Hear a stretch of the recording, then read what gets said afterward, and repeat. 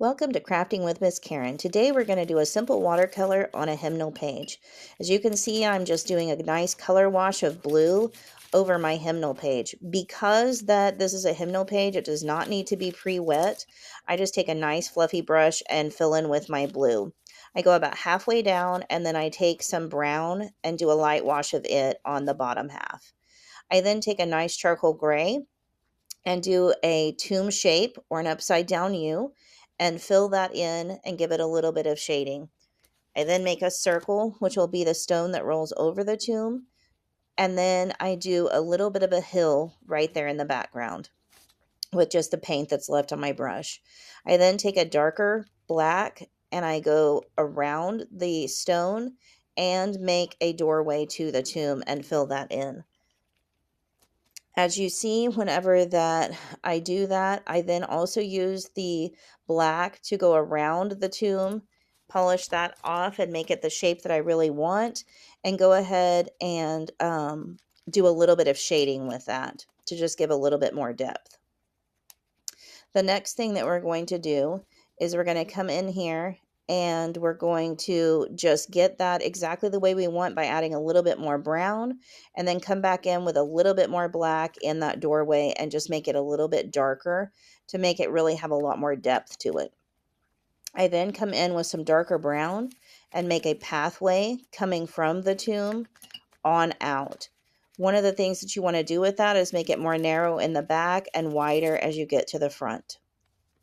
The next thing that I like to do is I like to take a little bit of green, just hit a few spots, and then come back with a little bit more water on your brush and kind of blend that out, making it the way that you want it to be in the different areas. You don't need a lot of green unless that's just what you like, but I like to have a little bit here, and you'll see as I go that I add a little bit more, continuing to just add a little bit more depth as we go.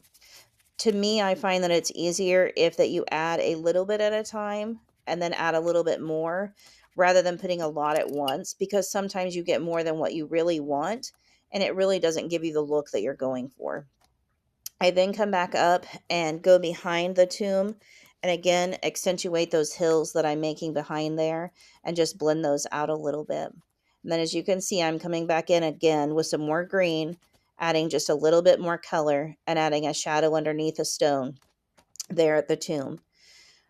I then blend out that stone and add a little bit more brown, and then I come back with a little bit of white to just soften that a little bit, adding a little bit of texture. And then I'm going to come in and add a little bit of white also to the tomb to do the same thing, just to make it a little bit softer and just give it a little bit more texture. Next, you're going to come in with that big fluffy brush with some white, and you're going to just pounce up and down and make clouds. Clouds are one of those things, much like flowers or anything like that, that you're going to want an uneven number. If you make an even number, it really throws your eye off. So it's really better to have an uneven number whenever you're doing this. So just place them wherever that you feel like that you like them. I like to usually have some that are off the page just a little bit and some that are on. That gives you just, again, a little bit more depth to your picture.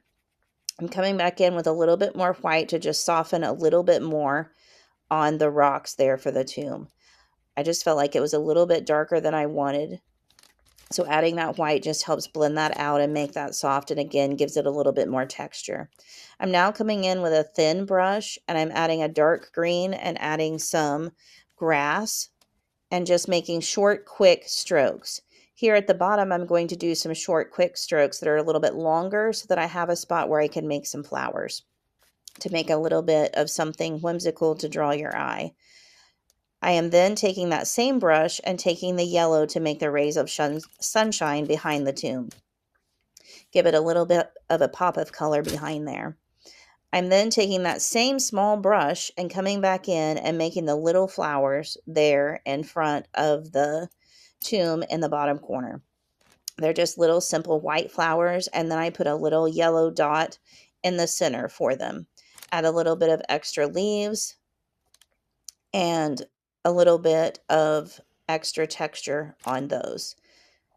Just continue polishing those off until you have them the way that you like. You can, of course, use any color flower. I just chose white. But again, here's where if you want a pop of color, that's a great place to add that. I'm then coming back in and I'm going to add a little bit of green behind those hills and make some green hills behind the brown ones that I have. Again, just adding a little bit more depth to the picture and making everything just stand out just a little bit more. If you have a line that you make heavier than what you want, again, just come back with water and just blend that through.